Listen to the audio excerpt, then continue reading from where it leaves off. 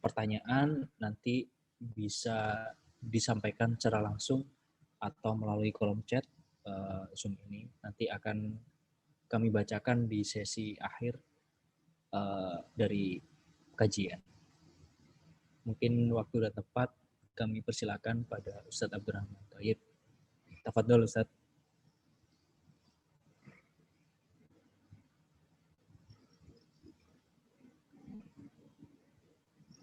Assalamualaikum warahmatullahi wabarakatuh. Waalaikumsalam. Waalaikumsalam warahmatullahi wabarakatuh. Innal hamdalillah nahmaduhu wa nasta'inuhu wa nastaghfiruh wa na'udzu billahi min syururi anfusina wa min sayyiati a'malina. Man yahdihillahu fala mudhillalah wa man yudlil fala hadiyalah. Ashhadu an la ilaha illallah wahdahu la syarikalah wa ashhadu anna Muhammadan abduhu wa rasuluh. Ya ayyuhalladzina amanu taqullaha haqqa tuqatih wa la tamutunna illa wa antum muslimun. Ya ayyuhan nasu taqu rabbakumul ladzi khalaqakum min nafsin wahidah wa khalaqa minha zawjaha wa batha minhumma rijalan katsiran wa nisaa'a wattaqullaha alladzi tasaaluna bihi wal arham innallaha kana 'alaikum raqiba.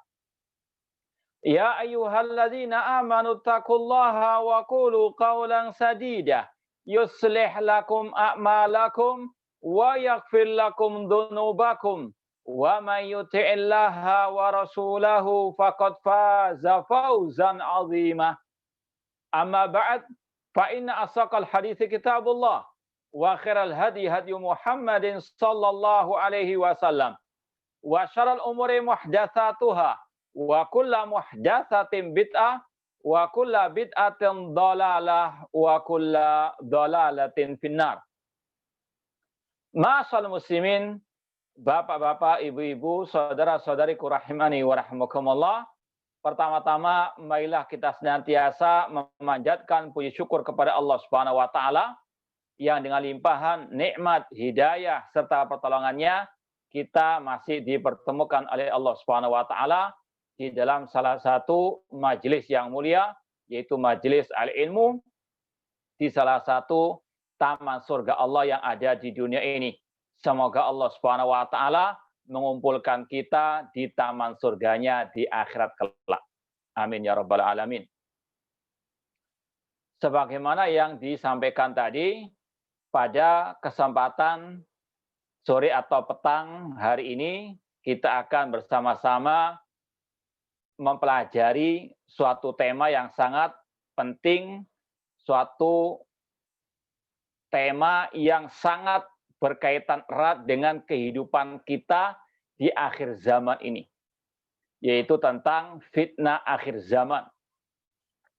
Pembahasan ini telah tertuang, telah ditulis oleh para ulama dalam kitab-kitab mereka.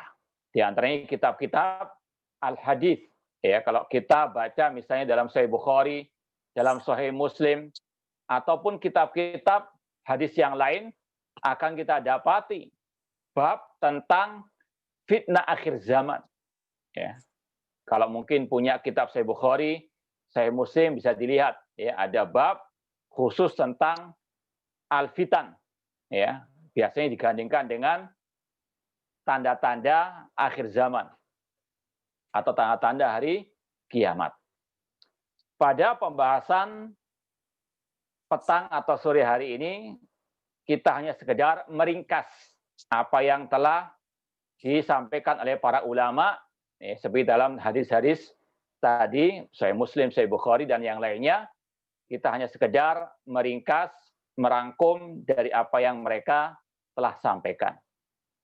Ada 3 poin global yang akan kita sampaikan pada kesempatan yang berbahagia ini.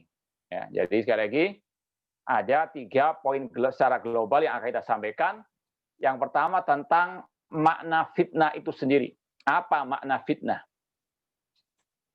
Yang kedua, hadis-hadis yang berkaitan dengan fitnah.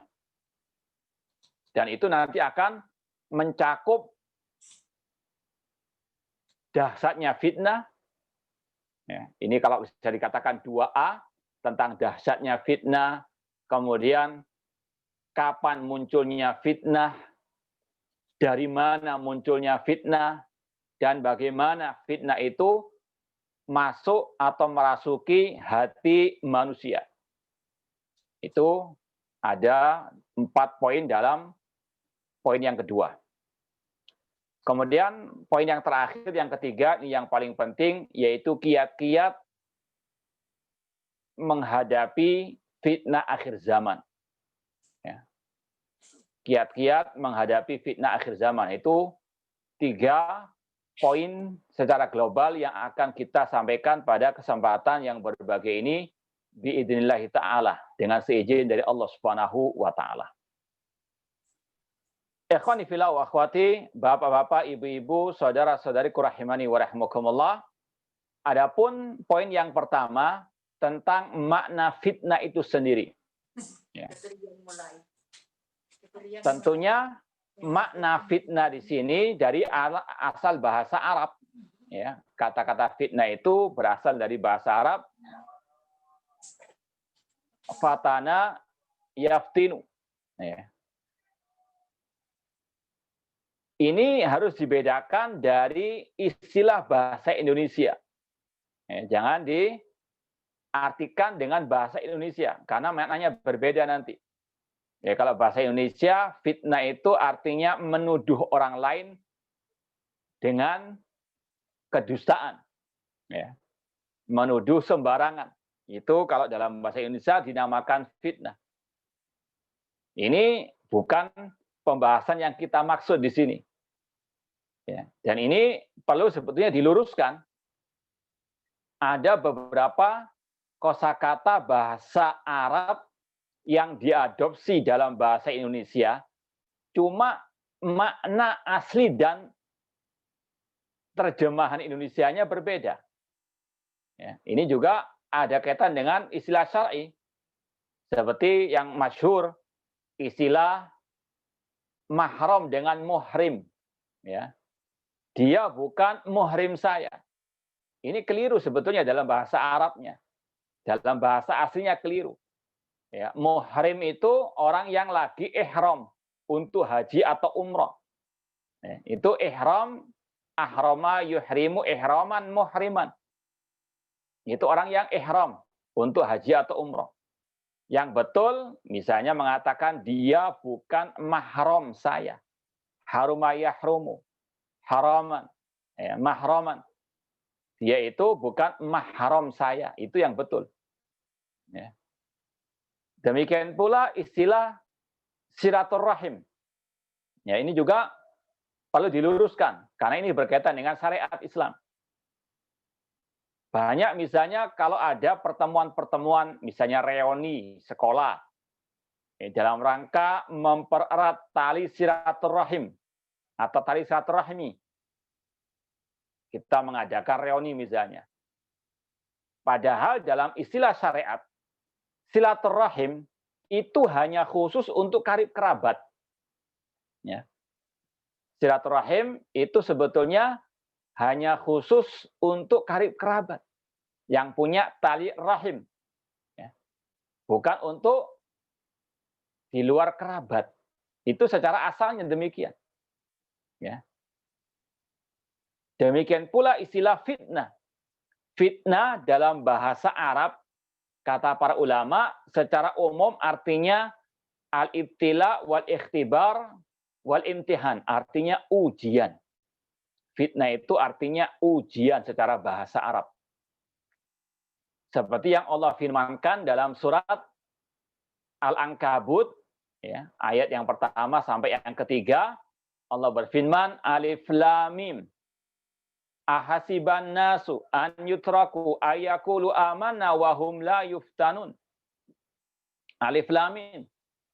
Apakah manusia mengira mereka dibiarkan mengatakan kami beriman, sedangkan mereka tidak difitnah, yaitu diuji. Fitnah di situ maksudnya diuji. Walaqad fatanna alladziina min qablihim wa la ya'lamanna Allahu alladziina shadaqu wa la ya'lamanna al-kadzibin. Sungguh kami telah menguji orang-orang sebelum mereka, dan kami atau Allah mengetahui siapa yang jujur imannya, siapa yang dusta imannya.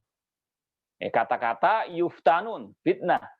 Walaqad fatanna, sungguh kami, yaitu Allah menfitnah mereka. Jadi jangan diartikan bahasa Indonesia, Allah menfitnah, menuduh, naudzubillah min dzalik. Jadi arti fitnah di dalam istilah bahasa Arab, juga dalam bahasa Al-Quran, itu artinya ujian. Seperti kalau kita mendengar istilah fitnah kubur. Fitnah kubur, apa artinya fitnah kubur? Yaitu malaikat mungkar wan nakir mendatangi orang yang telah dikubur, kemudian bertanya kepadanya, mengujinya. Marrabbuka, siapa Rabbmu? Wa man nabiyuka, siapa nabimu? Wa madinuka, dan apa agamamu? Semoga Allah Subhanahu wa taala memudahkan kita untuk menjawab pertanyaan mungkar wan nakir di alam barzakh kelak dengan benar. Jadi istilah fitnah secara bahasa yang kita bahas ini, itu istilah Al-Quran, istilah bahasa Arab, ya artinya ujian. Jadi kita tinggalkan fitnah dalam bahasa kita. Ya. Adapun secara istilah syar'i yang dimaksud oleh para ulama dengan istilah fitnah, sebetulnya itu umum ya. Fitnah itu umum, ujian secara umum. Ya, cuma kita lebih sempitkan pembahasannya pada fitnah asyubuhat. Ya, fitnah kerancuan dalam beragama. Kalau secara umum ada fitnah dunia, ada fitnah agama. Ya, fitnah dunia seperti bapak diuji oleh anaknya, itu namanya fitnah. Ya, seperti yang dibacakan ayatnya tadi, ya ayyuhalladzina amanu la tulhikum amwalukum wala auladukum an dzikrillah. Wahai orang-orang yang beriman, janganlah harta kalian, anak keturunan kalian melalaikan kalian dari berzikir kepada Allah. Nah, itu fitnah dunia. Ya, fitnah yang menimpa kepala rumah tangga dari anak-anaknya. Ya, innama auladukum wa amwalukum fitnah. Kata Allah, sesungguhnya anak-anak kalian, harta kalian itu fitnah. Itu betul. Termasuk salah satu ujian di atas muka bumi ini. Harta, anak keturunan, kata Allah itu fitnah. Tapi ada lagi fitnah yang lebih dahsyat dari itu.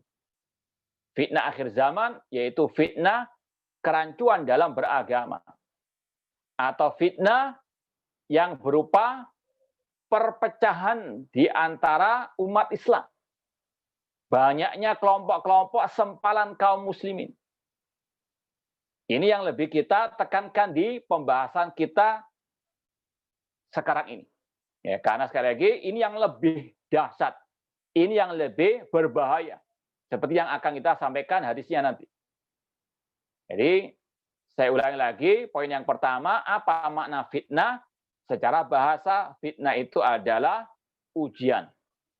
Adapun secara istilah syar'inya, yaitu ujian yang Allah timpakan atas umat ini berupa perpecahan dan banyaknya kerancuan pemahaman yang menyimpang di tengah-tengah kaum muslimin. Jadi itu yang akan kita bahas pada kesempatan yang berbahagia ini. Sekarang kita masuk ke poin yang kedua. Hadis-hadis tentang fitnah akhir zaman. Saya ulang lagi, tadi saya sampaikan, bisa nanti hadis-hadis ini dilihat dalam Sahih Muslim misalnya. Kitabul Fitan. Bab tentang fitnah. Hadis yang pertama, ini yang berkaitan dengan dahsyatnya fitnah akhir zaman. Dari Abu Hurairah radhiyallahu ta'ala anhu, Rasul SAW pernah bersabda, "Badiru bil a'mali fitanan, kaki ta'ilil mudlim." Bersegeralah kalian untuk beramal soleh, beramal kebaikan. Karena nanti akan muncul fitnah-fitnah yang banyak seperti potongan malam yang gelap gulita. Banyak orang yang tidak tahu. Banyak orang yang tersesat. Ya, karena apa? Seperti potongan malam yang gelap gulita, kata Rasul, fitnah tersebut. Kemudian Rasul menyampaikan bagaimana dahsyatnya fitnah itu. Yusbihur rajulu mu'minan wa yumsi kafiran. Pagi harinya orang itu masih mukmin, sore harinya sudah kafir. Nauzubillah min dzalik. Ya, tidak sampai 24 jam statusnya bisa berubah. Dari muslim menjadi kafir. Dari mukmin menjadi kafir. Nauzubillah min dzalik. Ini dahsyatnya fitnah akhir zaman. Bisa apa? Memurtadkan seorang muslim atau muslimah. Demikian pula sebaliknya kata Rasul. Wa yumsi mu'minan wa yusbih kafiran. Sore harinya masih mukmin, pagi harinya sudah kafir. Kemudian Rasul menyebutkan apa sebab orang itu bisa murtad. Ya bi'udinahu bi'aradin minad dunya. Dia menjual agamanya untuk mendapatkan urusan dunia. Na'udzubillah min dzalik. Hadis riwayat Imam Muslim. Saya ulang lagi hadisnya, terjemahannya atau artinya Rasul mengatakan, bersegeralah kalian untuk beramal kebaikan, beramal soleh. Karena nanti akan muncul berbagai macam fitnah, seperti potongan malam yang gelap gulita. Pagi harinya orang itu masih mukmin, sore harinya sudah kafir. Sore harinya masih mukmin, pagi harinya sudah kafir. Dia menjual agamanya untuk mendapatkan bagian dari urusan dunia. Na'udzubillah min dzalik. Ini bahayanya fitnah akhir zaman. Menjual agama untuk mendapatkan bagian dari urusan dunia. Ya, entah harta, tahta, atau wanita. Maka seorang muslim muslimah harus punya kekhawatiran. Jangan sampai dia terkena fitnah akhir zaman.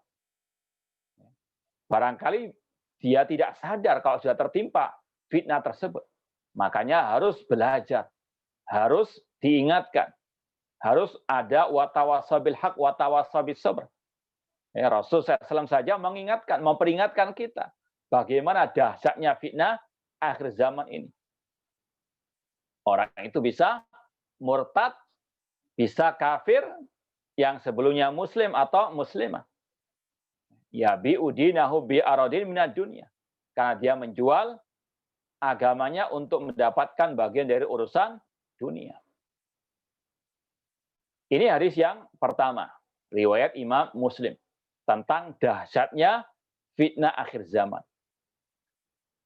Hadis yang kedua, ini berkaitan juga tentang dahsyatnya fitnah syubhat, kerancuan dalam urusan agama, dan kapan mulai munculnya fitnah ini di tengah-tengah kaum muslimin.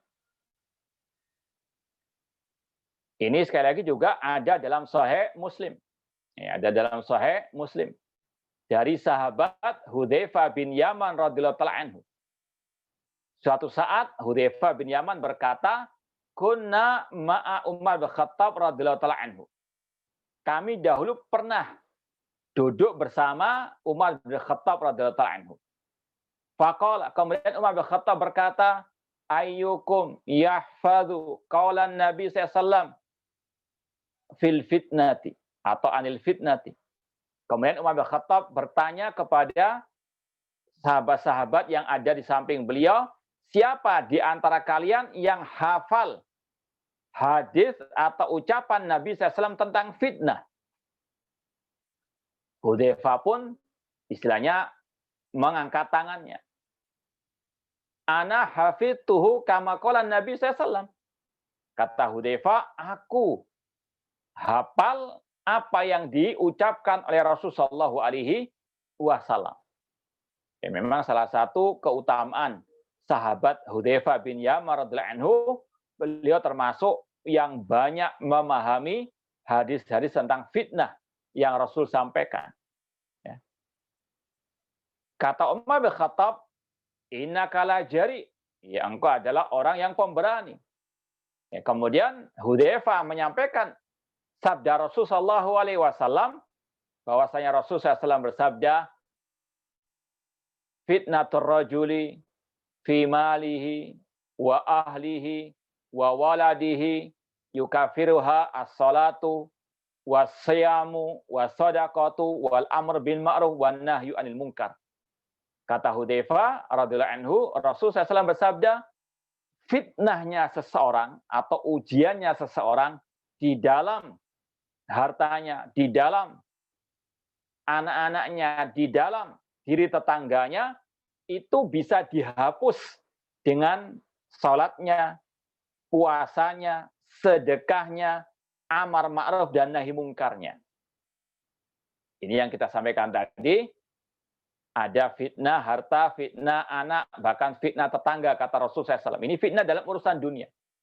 Ya. Tapi kata Umar bin Khattab, laisa hadza, bukan ini yang aku inginkan. Walakin alati tamuju kamaujil bahr. Namun yang aku tanya adalah fitnah yang lebih dahsyat dari itu. Seperti gelombang yang ada di lautan.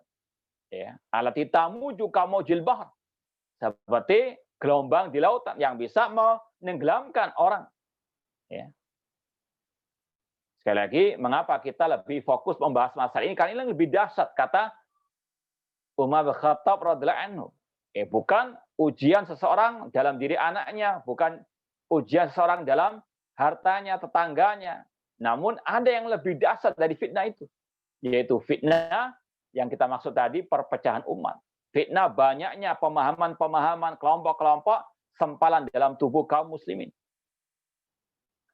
Kemudian kata Hudzaifah bin Yaman radhiyallahu anhu, la ba'sa 'alaika ya Umar. Wahai Umar, tenang, ya. Sabar, enggak usah khawatir. La ba'sa 'alaika ya Umar. Fa inna bainaka wa bainaha baban mughlaqa.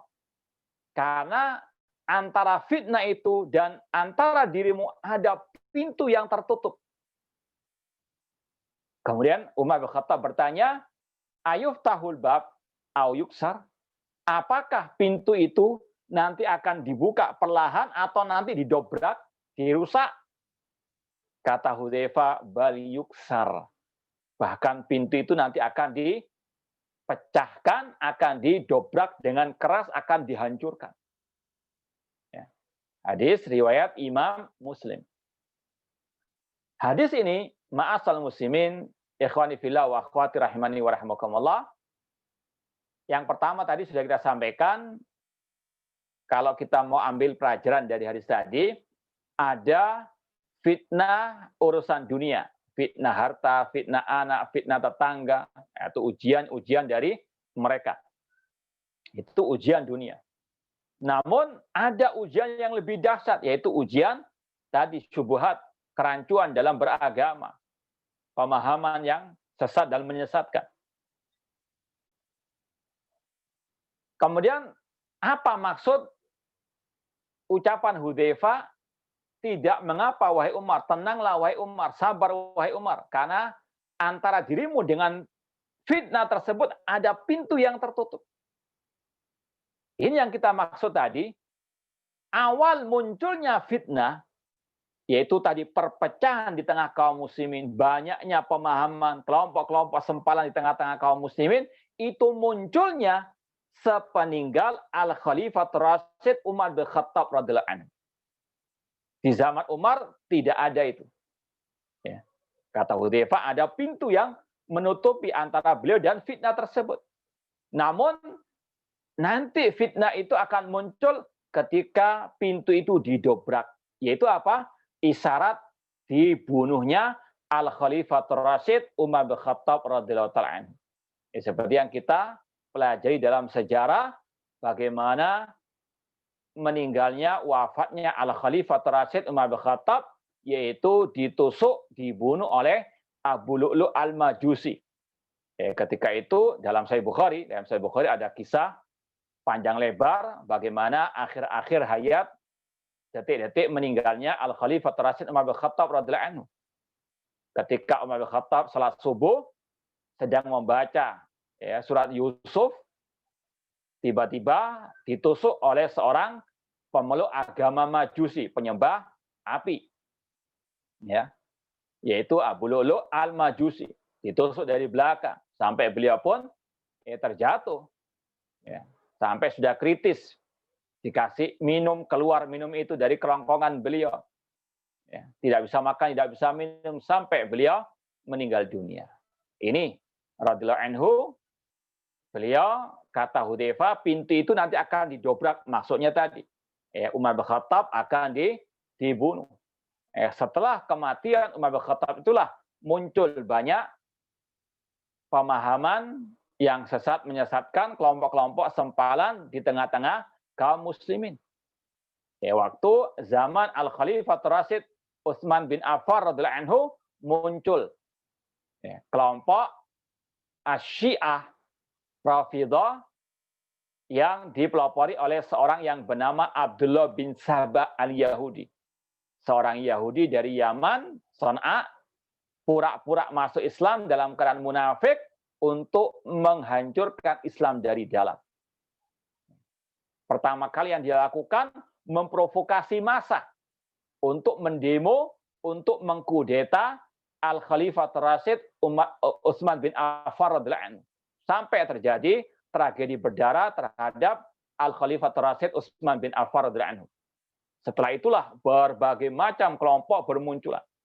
Ada kelompok Syiah Rafidhah, kelompok Khawarij. Kalau istilah sekarang Khawarij itu kelompok teroris.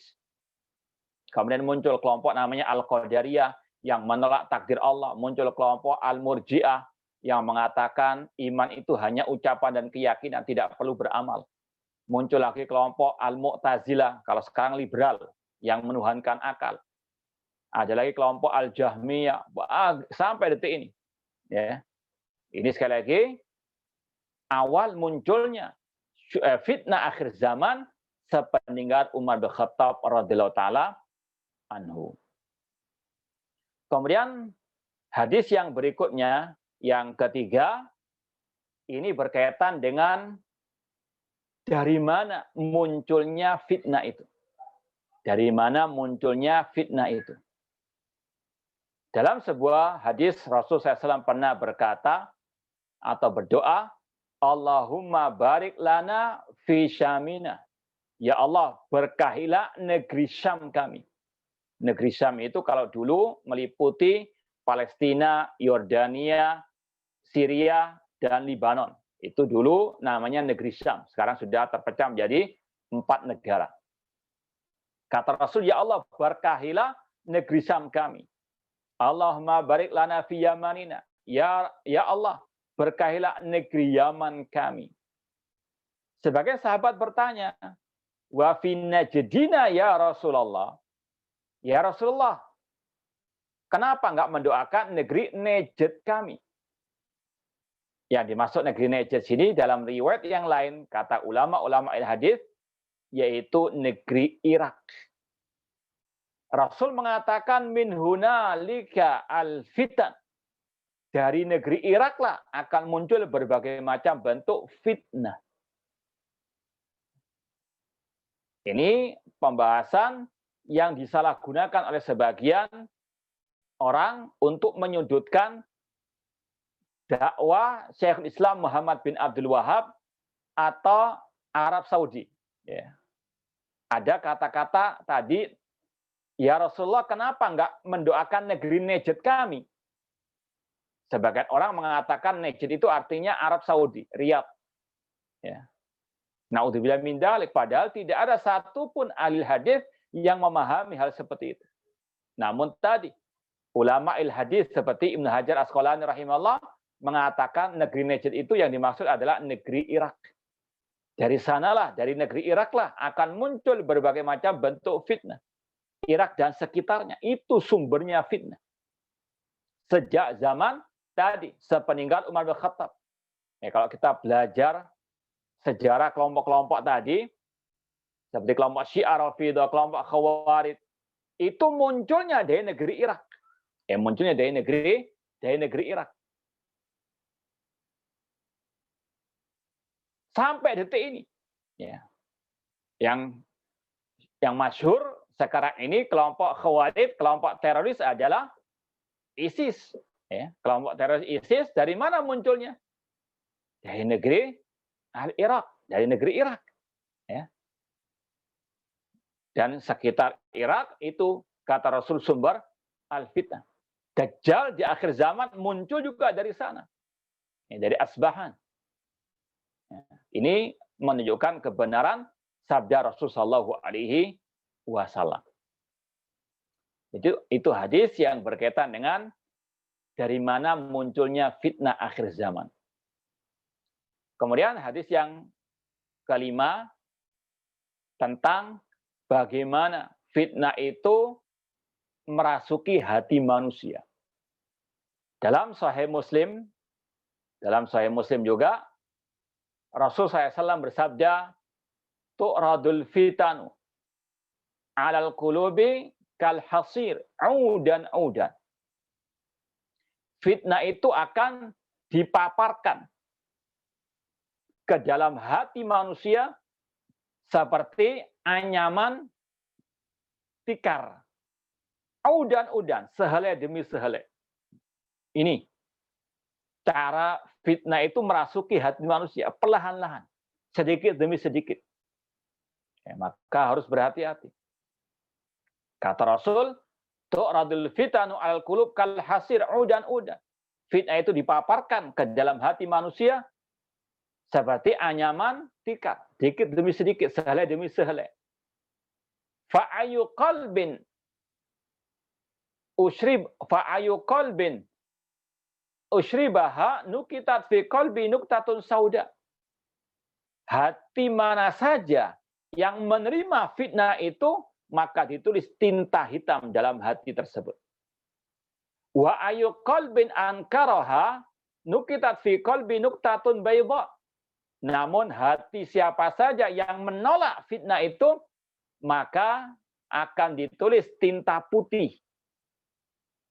Hatta tasira ala qalbain. Maka hati manusia dalam menghadapi fitnah itu ada dua. Abyadha kasafa. Ada hati yang putih seperti marmer istilahnya, kasafa. Seperti marmer, la tadurruhu fitnatun madamati samawati wal ard. Tidak mungkin fitnah itu bisa mengganggu hati tersebut selama ada langit dan bumi.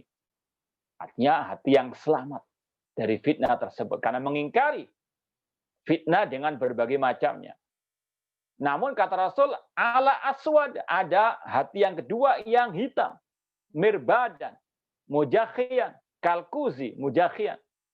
Ada seperti hati yang hitam seperti gelas yang miring atau yang telungkup, yang kebalik, la ya'rifu ma'rufan wa la yunkiru mungkaran. Hati yang tidak tahu kebaikan, tidak mengingkari kemungkaran. Illa ma usyiba min hawa, kecuali yang sesuai dengan hawa nafsunya. Na'udzubillahi min dzalik. Ini bagaimana fitnah itu kata Rasul merasuki hati manusia sedikit demi sedikit sampai dia pun tidak mengenal kebaikan, tidak tahu kemungkaran, tidak tahu syirik, tidak tahu bid'ah, tidak tahu maksiat. Dia hanya melampiaskan hawa nafsunya. Na'udzubillahi min dzalik. Jadi itu ikhwani fillah wa akhwati, bapak-bapak, ibu-ibu, saudara-saudari rahimani wa rahimakumullah, beberapa hadis Rasul SAW tentang fitnah akhir zaman yang di situ ada kaitannya dengan dahsyatnya fitnah akhir zaman. Ya, kalau kita ringkas tadi, bagaimana dasarnya fitnah akhir zaman yang bisa memurtadkan seorang muslim atau muslimah. Yang kedua, hadis yang berkaitan dengan kapan munculnya fitnah, yaitu sepeninggal Al-Khalifatul Rasyid Umar bin Khattab radhiyallahu anhu. Kemudian kita sampaikan juga hadis tentang fitnah yang muncul dari negeri Irak. Dari mana munculnya fitnah tersebut? Dari negeri Al-Irak. Ya, kemudian hadis yang berikutnya berkaitan dengan bagaimana fitnah itu dipaparkan atau merasuki hati hamba-hamba Allah Subhanahu wa taala. Sekarang poin yang ketiga, kiat-kiat menghadapi fitnah akhir zaman. Ya, kiat-kiat menghadapi fitnah akhir zaman. Yang pertama yaitu berpegang teguh dengan Al-Quran dan Sunnah Rasulullah SAW dengan pemahaman para sahabat atau para salafus soleh, para sahabat tabi'in dan tabi'ut tabi'in.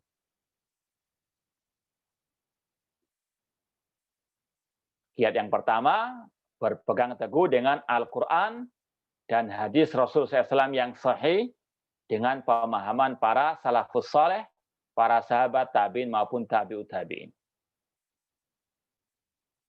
Rasulullah SAW ketika menyebutkan tentang perpecahan umat, ya, hadisnya riwayat Abu Dawud, An-Nasai, At-Tirmidzi dan yang lainnya, Rasul mengatakan sataftariqu hadil ummah ala 73 firqah kulluha finnar illa wahidah. Kata Rasul, umat Islam akan terpecah menjadi 73 kelompok. Kata Rasul, umat Islam akan terpecah menjadi 73 kelompok. Kulluha finnar, semuanya diancam masuk neraka. Illa wahidah, kecuali satu. Para sahabat bertanya, man ya Rasulullah? Siapa yang selamat itu ya Rasulullah? Rasul menjawab, ma ana alaihi wa ashabi. Aku dan para sahabatku, atau yang mengikuti aku dan para sahabatku. Hadis riwayat Imam Tirmidzi, dan kata Imam Tirmidzi hadisnya hasan dan juga dihasankan oleh Syekh Al-Albani rahimallahu taala. Rasul menyebutkan umat akan terpecah, umat akan ditimpa fitnah, yaitu perpecahan. Dan itu yang kita saksikan sampai detik ini. Ya, umat Islam tidak satu golongan, banyak ya, golongan. Kata Rasul, umat Islam akan terpecah menjadi 73 kelompok. Yang selamat cuma satu, kata Rasul, yaitu yang mengikuti aku dan para sahabat. Maka kalau kita mau selamat dari fitnah akhir zaman, ini kiat yang pertama dan yang paling utama. Berpegang teguh dengan ajaran Rasul dan para sahabat Rasul SAW. Yaitu kalau kita sampaikan tadi, Al-Quran dan hadis yang sahih dengan pemahaman para sahabat Rasul SAW. Ini tolak ukur kebenaran dalam kita beragama. Kalau kita mau tahu Islam mana yang benar, ya ini. Islam ala Rasul, Islam ala sahabat Rasul SAW. Dan itu kata Rasul. Bukan ya pendapat kita. Itu bukan kita yang mengada-adakan. Itu bukan teori yang kita temukan. Tidak. Itu sabda Rasul. Ma'ana alaihi wa ashabi. Dan itu juga Rasul tegaskan dalam hadis yang lain. Yang dikenal dengan hadis Irbad bin Sariyah. Hadis riwayat Abu Dawud dan yang lainnya, Rasul mengatakan, "Wa man ya'ish minkum fasara ikhtilafan katsira." Barang siapa yang hidup setelahku nanti, maka ya akan melihat perpecahan yang banyak. Apa solusinya? Alaikum bisunnati wa sunnatil khulafa ar-rasyidil mahdiyyin. Pegang sunnahku dan sunnah para khulafa ar-rasyidin. Kata Rasul, solusi menghadapi fitnah akhir zaman, pegang erat sunnah Rasul dan sunnah para khulafa ar-rasyidin, para sahabat Rasul sallallahu alaihi wasallam. Ya. Contoh ya, contoh di akhir-akhir ini ya kita dapatkan banyak istilahnya sikap terhadap pemimpin kaum muslimin. Ini sudah kita sampaikan pada kajian yang lalu tentang bersikap terhadap pemimpin kaum muslimin. Ada yang mencaci maki, ada yang mendemo, mengkritik, ya. Maka kita timbang dengan tadi Al-Quran, hadis Rasul dengan pemahaman para salafus saleh. Rasul mengatakan man arada an yansaha lidhi sultanin fala yubdi alaniyatan. Barang siapa yang ingin menasihati pemimpinnya, jangan di hadapan umum. Ini menunjukkan tidak boleh mengkritik pemimpin di hadapan umum. Bahkan Fir'aun, pemimpin yang kafir saja, Allah perintahkan Nabi Musa, Nabi Harun untuk menasihatinya langsung di hadapan Fir'aun. Dan kata Allah, faqula lahu qaulan layyinan. Ucapkan ucapan yang lemah lembut, bukan dengan caci makian.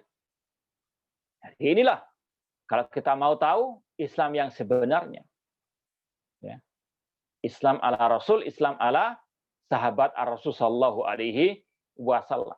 Demikian seterusnya, setiap permasalahan, setiap pembahasan agama, ini dasar kita. Al-Quran, hadis yang sahih, dengan pemahaman para sahabat Rasulullah SAW atau para tabi'in dan tabi'in.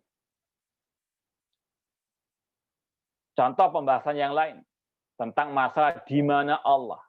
Ini berkaitan dengan tauhid asma wa sifat.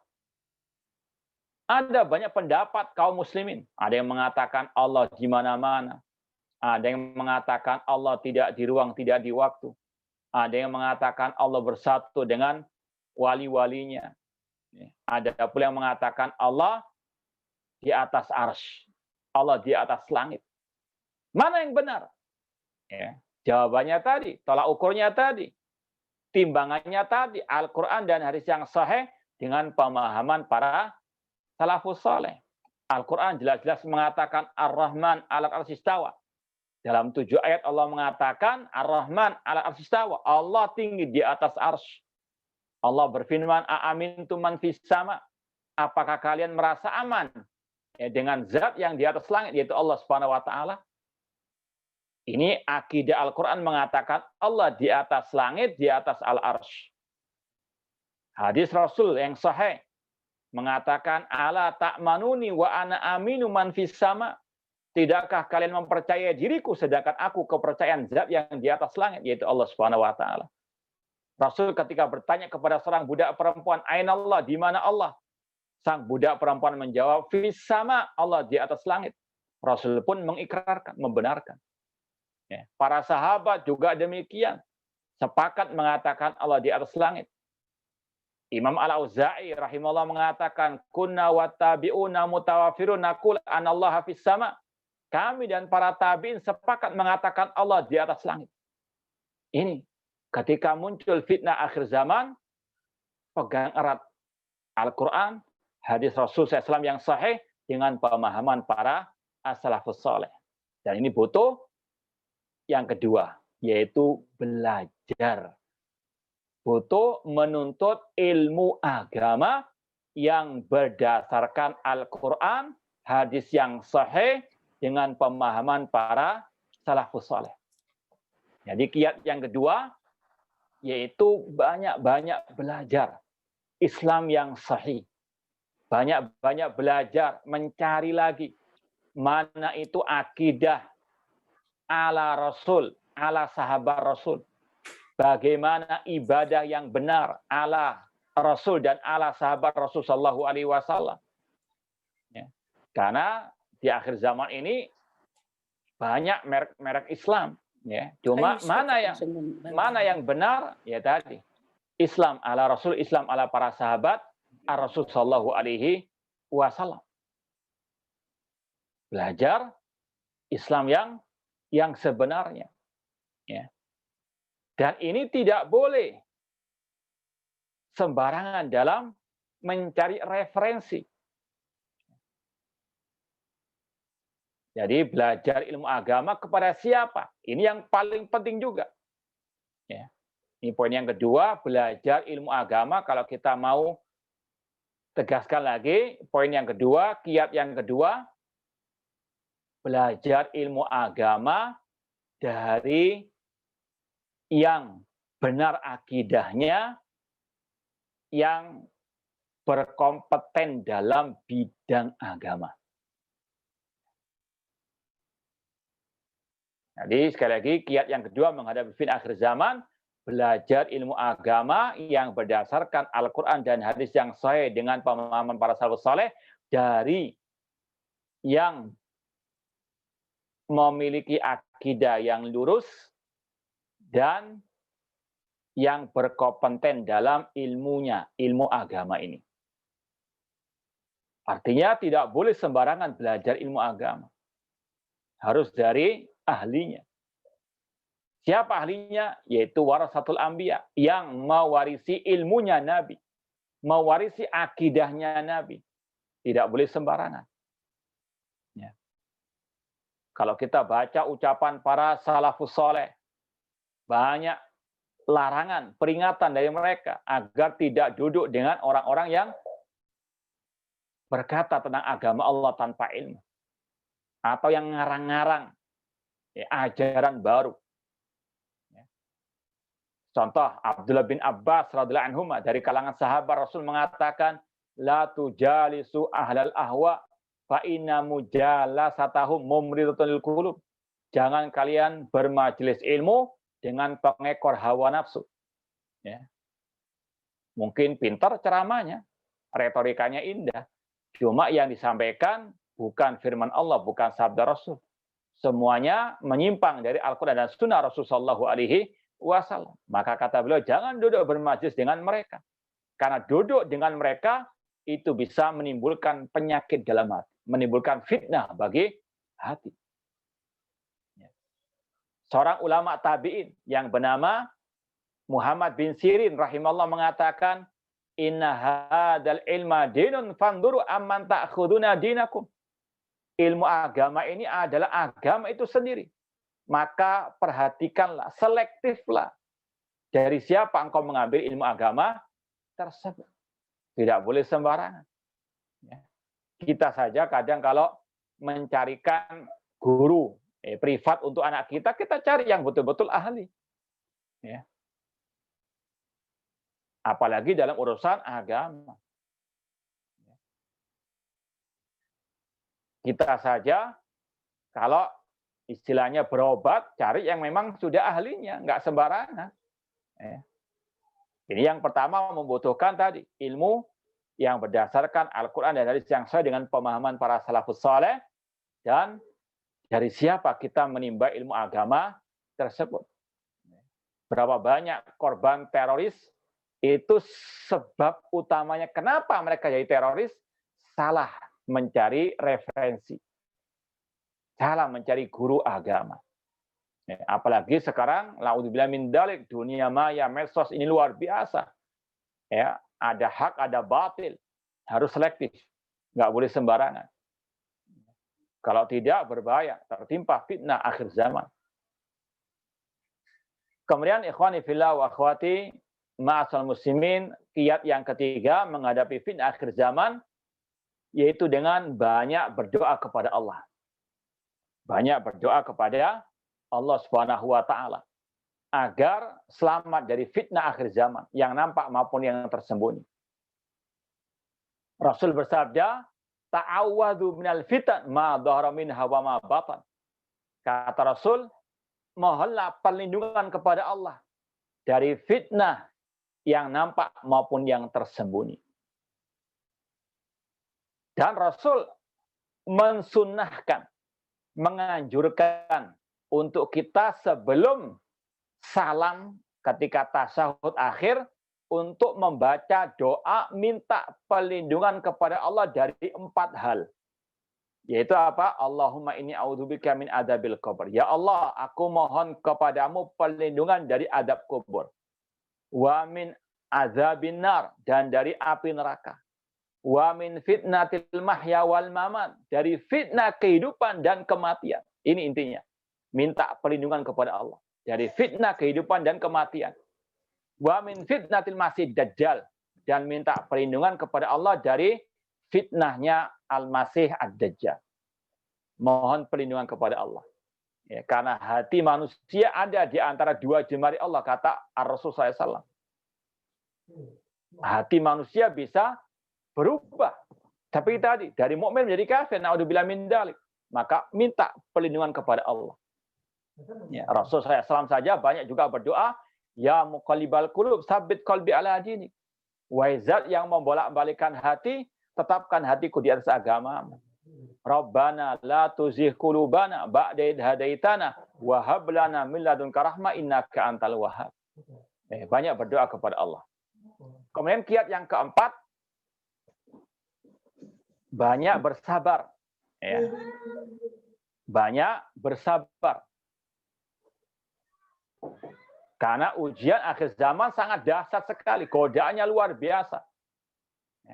Godaannya sangat luar biasa, butuh kesabaran. Apalagi mengamalkan sunnah Rasul di tengah-tengah kaum muslimin yang mungkin jahil terhadap sunnah Rasul tersebut. Ya. Itu ujiannya luar biasa. Makanya kata Rasul, inna min waraikum ayyamas sabar. Sesungguhnya di belakang kalian ada hari-hari yang penuh kesabaran. Inna min waraikum ayyamas sabar. Lil mutamassik fihinna yawmain bima antum ali ajru khamsina minkum. Kata Rasul, ada hari-hari yang penuh kesabaran. Yang wajib kita bersabar. Tetap istiqomah meskipun banyak caci makian, banyak bulian, banyak dimusuhi, dibenci orang. Karena kita berpegang teguh dengan akidah Rasul, dengan sunnah Rasul. Sabar. Ya. Karena apa? Pahala orang yang bersabar di akhir zaman ini, kata Rasul, luar biasa banyaknya. Kata Rasul, orang yang berpegang teguh dengan agama ini, dengan sunnahnya beliau, di tengah-tengah keterasingan Islam, keterasingan sunnah Rasul, itu orang yang berpegang teguh dengannya akan mendapatkan pahala 50 kali lipat dibandingkan pahala para sahabat Rasulullah SAW. Dalam riwayat yang lain, Rasul mengatakan, orang yang bersabar di atas agamanya seperti orang yang memegang bara api. Panas. Ya, telinga ini panas sebetulnya, dicaci maki kanan kiri dari orang jauh ataupun orang yang dekat, ya, dari yang masih kerabat atau yang di luar kerabat, luar biasa godaannya, Mbak, ya, caci makian dan buliannya. Tapi memang harus bersabar. Inilah ujian, inilah fitnah akhir zaman, butuh as-sabr. Ya, makanya Allah mengatakan, ya ayyuhalladzina amanu sabiru wasabir. Wahai orang beriman, bersabarlah dan tambahkan kesabaran. Butuh kesabaran. Ya, di tengah-tengah keterasingan Islam ala Rasul, Islam ala para sahabat Rasul sallallahu alaihi wasallam. Kemudian yang kelima, kiat menghadapi fitnah akhir zaman, yaitu tidak tergesa-gesa dalam menerima atau menyebarkan kabar berita. Tidak tergesa-gesa menerima ataupun menyebarkan kabar berita. Rasul sallallahu alaihi wasallam pernah bersabda, kafa bil mar'i kadiban au itsman an yuhaddis bi kulli ma sami'. Cukup orang itu dikatakan berdusta atau berdosa kalau dia menyebarkan semua yang dia dengar. Ya, sekali lagi kata Rasul, cukup seseorang itu dikatakan berdusta, berdosa kalau dia menyebarkan semua yang dia dengar. Karena nggak semua yang kita dengar itu benar. Ada yang dusta, ada yang hoak, ada yang palsu beritanya. Maka hati-hati. Kita berdosa juga kalau kita ikut menyebarkan. Ya ayyuhalladzina amanu in ja'akum fasiqun bina'bin fatabayyanu. Wahai orang yang beriman, jika datang kepada kalian orang fasik membawa berita, maka cross-check-lah. Jangan disebar-sebarkan terlebih dahulu. Al-Khalifah Rasyid Ali bin Abi Thalib mengatakan, la takunu ujulan madzayi budura. Jangan kalian tergesa-gesa menyebarkan kabar berita, jangan kalian menjadi provokator. Ya, menebar benih kedustaan, berita bohong, dan seterusnya. Kemudian kiat yang berikutnya, yaitu bertakwa kepada Allah Subhanahu wa Ta'ala. Bertakwa kepada Allah dengan sebenar-benarnya takwa. Ya, ada kisah dari seorang ulama tabi'in yang bernama Thalq bin Habib rahimahullah ta'ala. Suatu saat beliau didatangi oleh sekelompok manusia yang meminta nasihat kepada beliau. Kata mereka, qad waqa'atil fitnah. Sekarang ini kita menghadapi fitnah yang sangat banyak. Perpecahan, perbedaan pendapat dan sebagainya di tengah-tengah kaum muslimin. Kaifa nataqiha? Kata orang itu, bagaimana kiat kita menghadapinya? Kata Thalq bin Habib, seorang ulama tabi'in yang bernama Thalq bin Habib, beliau mengatakan, ittaqu habit taqwa, hadapi dengan ketakwaan kepada Allah. Kemudian beliau ditanya, ajmil lana taqwa, jelaskan kepada kami apa yang dimaksud dengan ketakwaan itu. Thalq bin Habib menjawab, anta malabi ta'atillah ala nurin minallah tarju thawaballah. Takwa yang dimaksud di sini yaitu engkau melaksanakan ketaatan kepada Allah di atas cahaya dari Allah, di atas dalil dari Al-Quran dan Sunnah Rasul SAW dalam rangka mengharapkan pahala dari Allah. Takwa dalam artian antatruka maksiatallah ala nurin minallah takhafu iqaballah. Engkau meninggalkan maksiat kepada Allah di atas cahaya dari Allah dalam rangka takut azab Allah. Ini senjata menghadapi fitnah akhir zaman dengan bertakwa kepada Allah. Takwa yang sebenarnya, yang didasari oleh keikhlasan, oleh ittiba mengikuti ajaran Rasul sallallahu alaihi wasallam, dan mengharapkan pahala dari Allah, takut azab Allah Subhanahu wa taala. Kemudian poin yang berikutnya, kiat yang berikutnya ketika terjadi fitnah di akhir zaman, yaitu tetap bersatu di bawah pemimpin kaum muslimin. Tetap bersatu di bawah pemimpin kaum muslimin. Tidak boleh mengkudeta pemimpin kaum muslimin, tidak boleh mencaci makinya, tidak boleh mengkritiknya di hadapan umum. Makanya Imam Muslim, nanti kalau punya Sahih Muslim dibuka, ada bab kitab fitnah, bab di situ ada judulnya bab tentang mulazamatu jamaatil muslimin indal fitan. Berpegang teguh dengan jamaah kaum muslimin dan pemimpin kaum muslimin ketika terjadinya fitnah akhir zaman. Kemudian Imam Muslim membawakan hadis, nanti di akhir zaman akan ada du'atun ala abwabi jahannam. Ini dasarnya fitnah akhir zaman. Kata Rasul, nanti akan ada dai-dai yang menyeru ke neraka jahannam. Man ajabahum ilaiha qadhafuhu fiha. Barang siapa mengikuti ajakan mereka akan dijerumuskan ke dalam neraka juga. Enggak semua dai itu benar, enggak semua ustaz itu benar. Kata Rasul, ada dai-dai yang menyeru ke neraka jahanam, menyeru kepada kesyirikan, menyeru kepada kebid'ahan, kepada pemikiran-pemikiran yang menyimpang. Kemudian kata Hudzaifah, bagaimana kalau aku mendapati orang-orang seperti itu? Dai-dai yang menyeru ke neraka jahanam.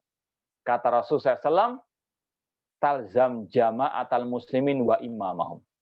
Pegang erat jamaah kaum muslimin dan pemimpin mereka.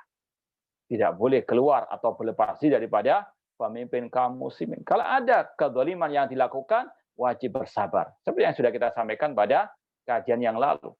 Rasulullah SAW mengatakan, man ra'a min amiri shay'an yakrahu falyasbir. Barang siapa yang melihat dari pemimpinnya sesuatu yang tidak dia sukai, maka bersabarlah. Ya.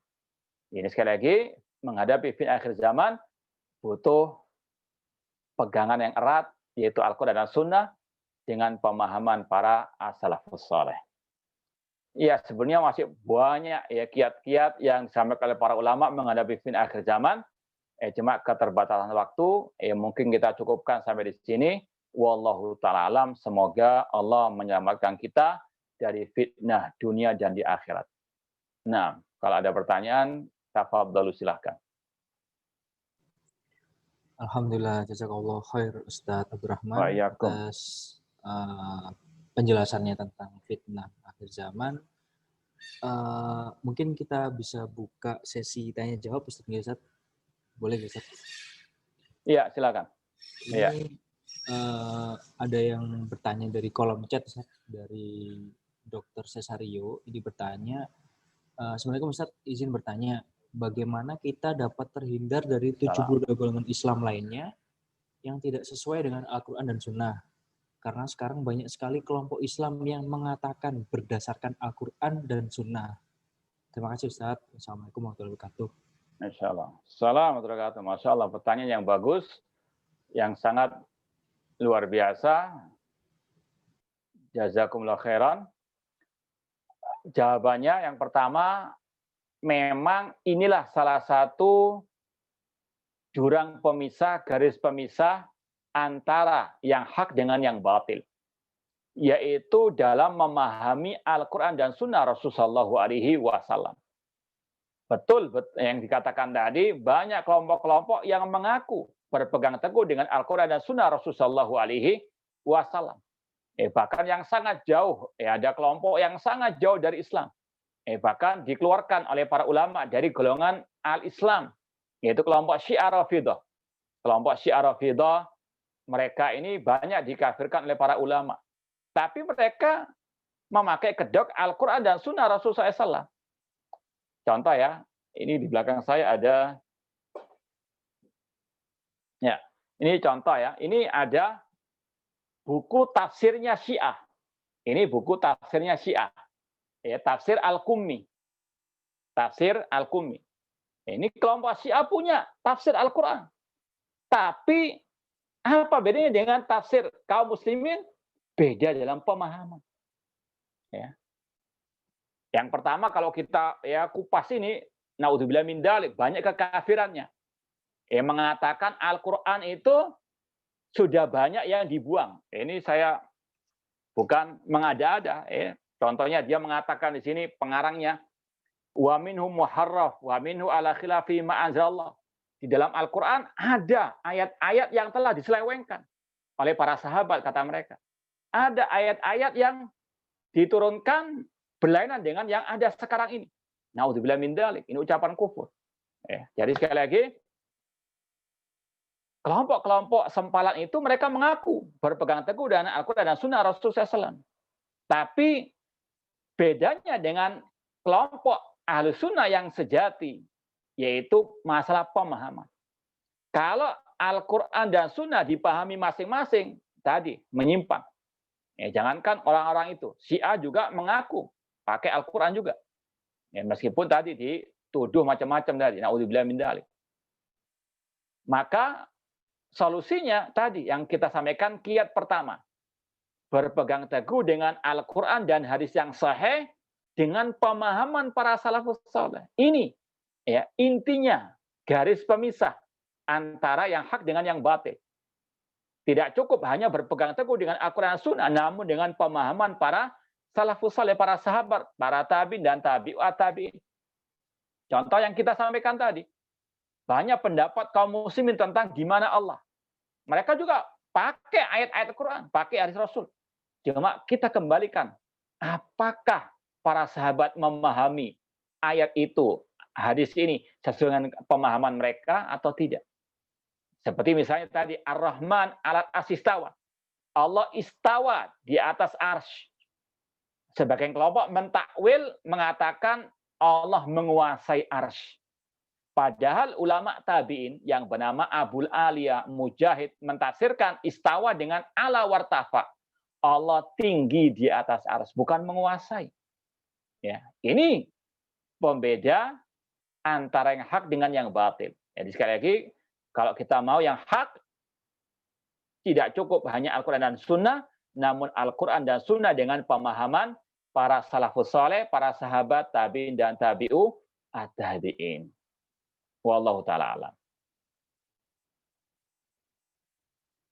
Alhamdulillah, jazakallah Ustaz. Ustaz mau bertanya Ustaz dari saya pribadi Ustaz. Iya, silakan. Kan ada tafsir dari golongan Syiah Ustaz. Apakah mereka mempunyai Al-Quran tersendiri versi mereka atau mereka mentafsirkan Al-Quran yang selama ini kita baca Ustaz? Jazakallah Ustaz. Iya, jazakallah pertanyaannya. Kelompok Syiah Rafidhah memiliki keyakinan Al-Quran yang ada di tengah kaum muslimin, di tengah kita sekarang ini sudah tidak original, ya, sudah dikurangi. Ya. mereka punya yang lebih lengkap katanya, yang diistilahkan dengan Mushaf Fatimah. Diistilahkan dengan Mushaf Fatimah. Itu tulis dalam buku-buku mereka, keyakinan seperti itu. Alhamdulillah, sebenarnya banyak buku-buku yang tentang hal ini ya. Ada, kalau mau saya tunjukkan biar lebih mantul istilahnya. Ini buku Syiah, buku Syiah tentang Al-Quran itu sudah tidak original lagi, tidak murni lagi. Ya, judulnya Faslul Khitab fi Tahrif Kitab Rabbil Arbab. Ucapan paten adanya penyelewengan di dalam Al-Quran. Ini bukunya orang Syiah. Satu jilid ini khusus menunjukkan akidah kufurnya Syiah Rafidah. Al-Quran sudah tidak original lagi. Ya. Dalam kitab mereka yang lain, ya. Ini ada kitab mereka namanya Usul Kafi. Ini kalau kita Sahih Bukhari, ya. Kalau orang Syiah punya namanya kitab hadis, kitab induk hadis mereka namanya Usul Kafi. Ini bukunya, ada berapa jilid? Ini jilid yang pertama. Di jilid ini dan yang lainnya banyak kekufuran. Di antaranya mengatakan, ya, kalau kita mau buka ya, ini kita bukan mengada-ada, ini ya sesuatu yang ada dalam kitab mereka ini, ya, di jilid saya tandai kuning ini, stabilo kuning ini. Ini ada ucapan inna indana lamushafu Fatimah. Kita orang Syiah kata mereka, kata penulis kitab ini, Al-Kulaini namanya, kita orang Syiah punya mushaf Fatimah. Ya. Kemudian kata dia, wa ma yudri wa ma mushaf Fatimah. Apakah mereka tahu apa itu mushaf Fatimah? Ya, wa ma mushaf Fatimah qala mushafun fihi mislu Qur'anikum hada salasa marat. Mushaf Fatimah itu 3 kali lipat dibandingkan mushafnya kalian. Ya, dalam ucapan yang lain, Kulaini, ya, orang Syiah mengatakan sebetulnya Al-Quran yang Allah turunkan lewat malaikat Jibril kepada Nabi Muhammad itu jumlah ayatnya 17.000. Ya. Kata mereka yang lengkap itu Al-Quran ayatnya 17.000. Kalau antum buka sekarang cuma berapa? 6.000 sekian. Ya, kata mereka 2/3 Al-Quran sudah tidak ada di tengah-tengah kaum muslim. Naudzubillah min dzalik. Jadi ini poin yang pertama yang menunjukkan kekafiran Syiah Rafidhah. Ditambah lagi tafsir mereka yang juga ngawur atau sesat menyesatkan. Wallahu taala alam. Ya kalau kita bahas Syiah ya butuh setahun 2 tahun mungkin. Ya. Kalau Ustaz, alhamdulillah ada pengetahuan Ustaz. Jadi ternyata nggak semua yang berbahasa Arab itu benar Ustaz gitu. Ya iyalah. Abu Jahal dari orang Arab. Iya Ustaz. Jazakallah Ustaz. Iya, Ustaz, izin ada pertanyaan lagi Ustaz. Ini dari silakan. Kolom chat Ustaz. Assalamualaikum Ustaz. Seperti kita belajar yang cuma dari kajian seperti ini Ustaz. Kalau tidak ya lihat YouTube atau yang lain gitu kan. Terkait hadis-hadis kan juga banyak yang dhaif atau palsu gitu. Bagaimana kita sebagai muslim mengenali gitu. Intinya itu bagaimana kita mengenali hadis ini dhaif, palsu atau sebagainya, dan apakah dari Ustaz ada rekomendasi buku Ustaz yang harus kita baca? Terima kasih Ustaz. Iya, sama-sama. Ya, memang betul. Tidak semua hadis itu sahih dari Rasulullah SAW. Ya, ada hadis yang dipalsukan. Ya, seperti madu, ada yang madu murni, ada madu palsu. Ya. Sama juga dengan hadis. Rasul pernah memperingatkan dalam Sahih Muslim, man kadzaba alayya muta'ammidan falyatabawa maq'adahu minan nar. Barang siapa yang berdusta atas namaku, siapkanlah tempat duduknya di dalam api neraka. Artinya akan ada orang-orang yang berdusta atas nama Rasulullah SAW. Bagaimana cara kita mengetahui ini sahih atau dhaif? Ya, secara umum, misalnya kalau kita mau tahu yang hadis yang sahih, bisa lihat Sahih Bukhari, Sahih Muslim. Itu dijaminlah, ya bisa dikatakan 99,9% itu semua hadisnya apa? Sahih. Ya, kita kalau mau ya apa? Tadi yang jelas-jelas sahihnya. Kemudian kalau dalam Sunan Abi Dawud, Sunan Tirmidzi, ya kalau kita mengenal istilahnya kutubus sittah, ya, si Rafidhah punya kitab induk hadis. Ahlus Sunnah kaum muslimin punya kitab induk hadis, yaitu Sahih Bukhari, Sahih Muslim. Ini dua-duanya istilahnya tadi 99,9% sudah sahih, ya, meskipun ada sebagian yang mendoifkan, ya, sebagian kecilnya sedikit sekali. Sahih Sunan Abu Dawud, Sunan Tirmidzi, Sunan Nasai, Sunan Ibnu Majah, ini namanya kutubus sittah, 6 kitab induk hadis kaum muslimin. Selain Sahih Bukhari, Sahih Muslim, itu ada beberapa hadis yang dhaif dalam Sunan Abu Dawud dan sebagainya. Bagaimana kita cara mengetahuinya? Fas'alu ahla dzikri in kuntum la ta'lamun. Tanya kepada ahlinya.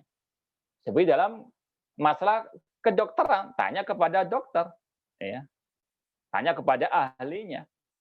Ini juga sama, jangan sembarangan, tanya kepada yang ahlinya, yang mungkin berpuluh-puluh tahun istilahnya bergelut dengan ilmu hadis. Seperti Syekh Muhammad Nasruddin Al-Albani rahimahullah. Ya. Syekh Muhammad Nasruddin Al-Albani rahimahullah, mungkin setengah abad hidup beliau bergelut dengan ilmu hadis. Dan karya-karya beliau sangat banyak. Cuma memang sayangnya masih bahasa Arab. Ya. Yang terjemahan hanya sebagian kecil. Contoh ya, ada ini misalnya, ini kumpulan hadis-hadis sahih karangan Syekh Muhammad Nasruddin Al-Albani, ada berpuluh-puluh jilid sudah. Ya, Anak punya sebagian saja. Kemudian ini ada yang merah, kalau di warna biru itu yang sahih. Ini sekarang kumpulan hadis-hadis dhaif, hadis-hadis yang lemah ada di sini. Dengan apa? Tentunya penelitian ilmiah. Itu karangan Syekh Muhammad Nasruddin Al-Albani. Jadi tidak ada solusi lain kecuali belajar dan terus belajar, terus bertanya kepada ahlinya, jangan kesasar. Nah, wallahu taala alam. Ya, ada yang lain? Jazakallah Ustaz.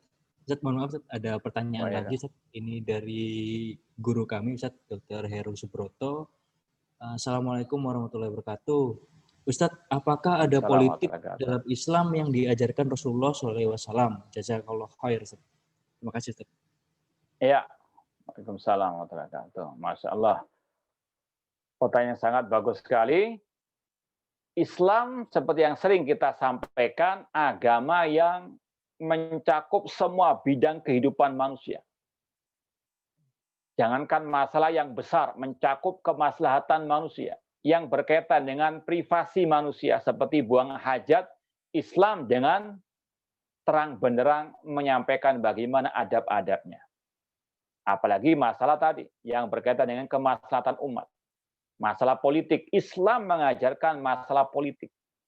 Cuma harus dipahami politik Islam beda dengan politik-politik kemunafikan, politik-politik yang kotor, politik liberal, dan sebagainya. Ya, Islam memiliki politik yang kalau bahasa Arabnya namanya as-siyasa asy-syar'iyyah. Siasa syariah itu politik syar'i. Ya, jadi ada politik syar'i dalam Islam ada. Apa politik syar'i itu?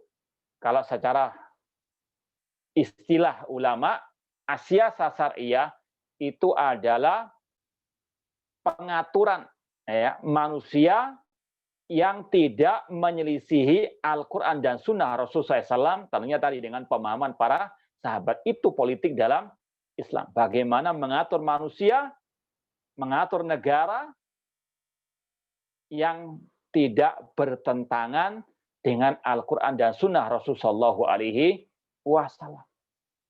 Ya. Itu secara global politik dalam al-Islam.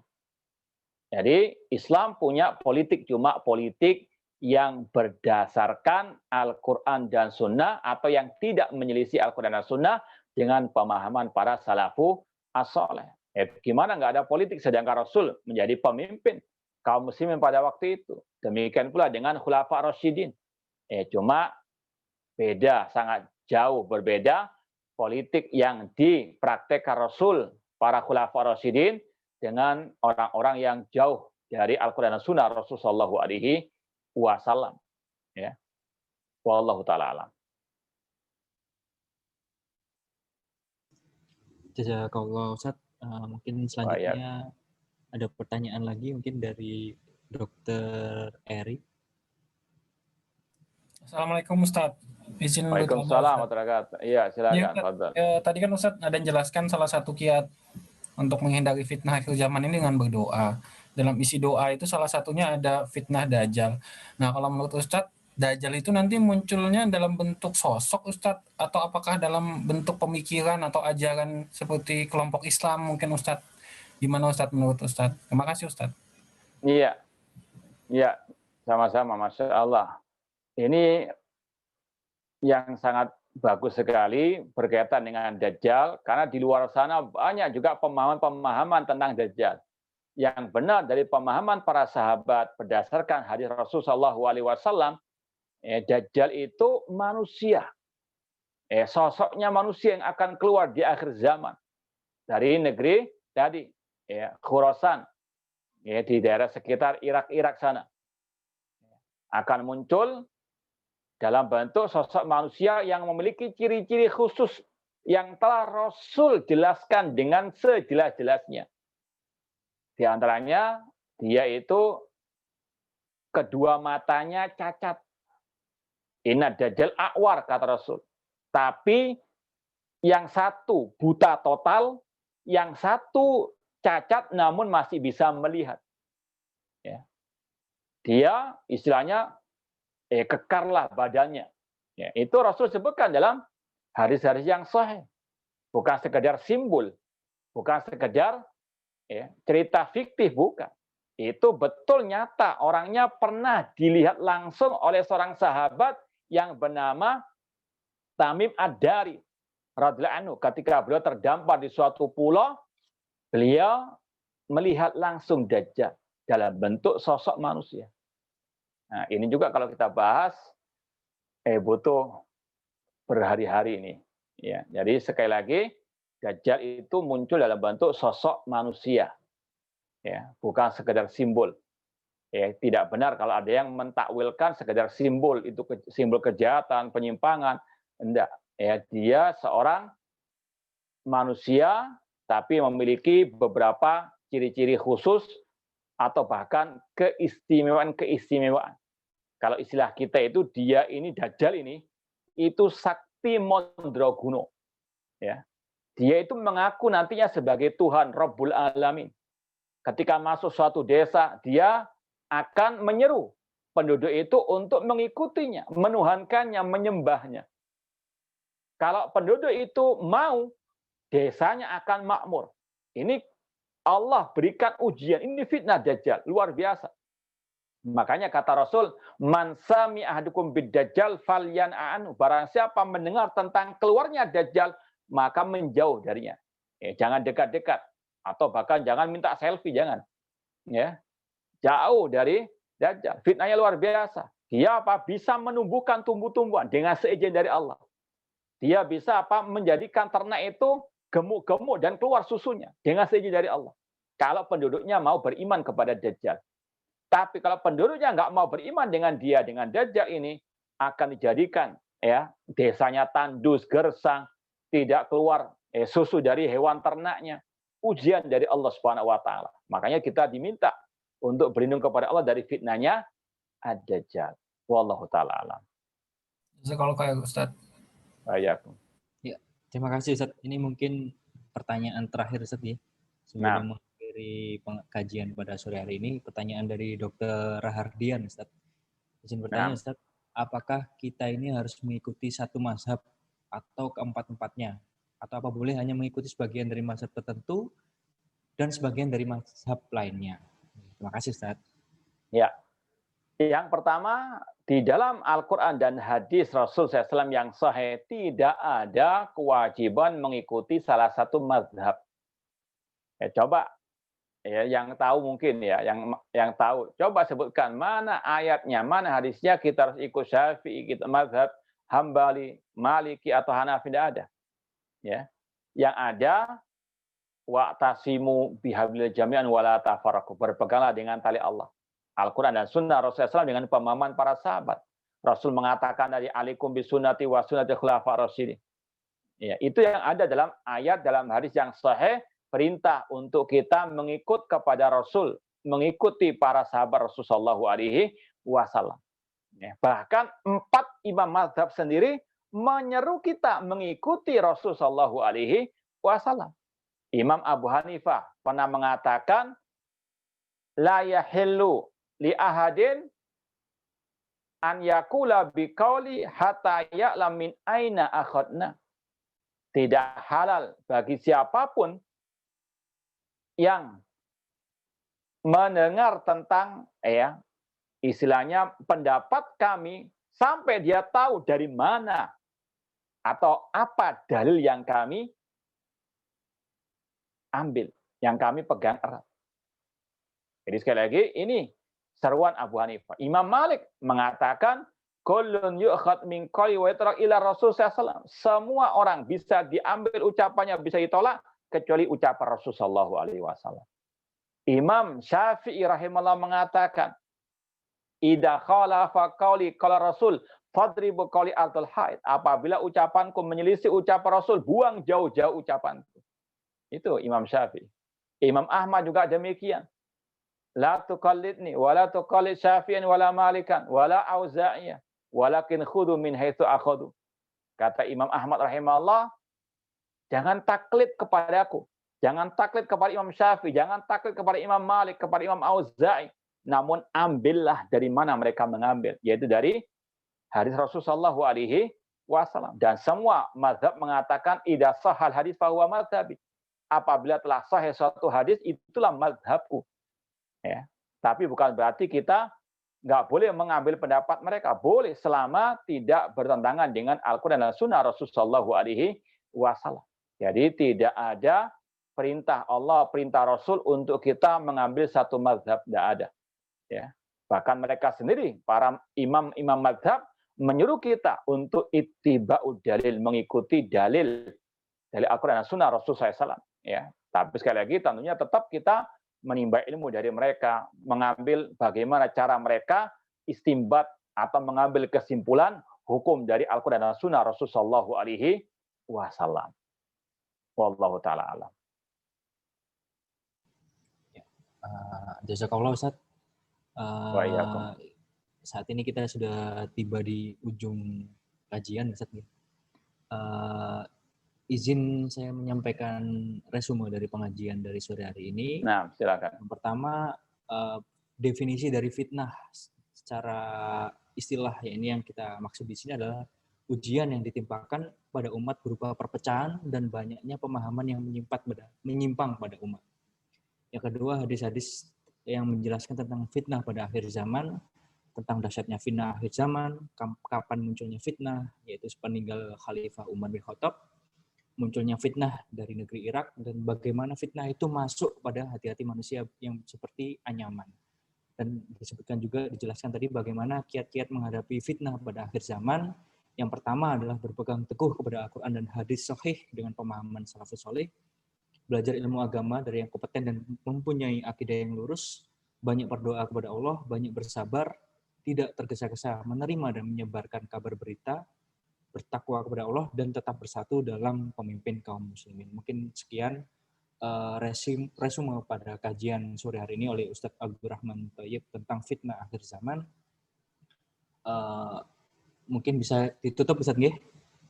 Ya, silakan. Jazakallah khair Ustadz. Subhanallah wa bihamdika asyhadu an la ilaha illa anta astaghfiruka wa atubu ilaik. Jazakallah Ustadz atas waktunya, atas ilmunya pada sore hari ini. Jazakallah khair. Wassalamualaikum warahmatullahi wabarakatuh. Waalaikumsalam warahmatullahi wabarakatuh. Jazakallah khair Ustaz. Waalaikumsalam.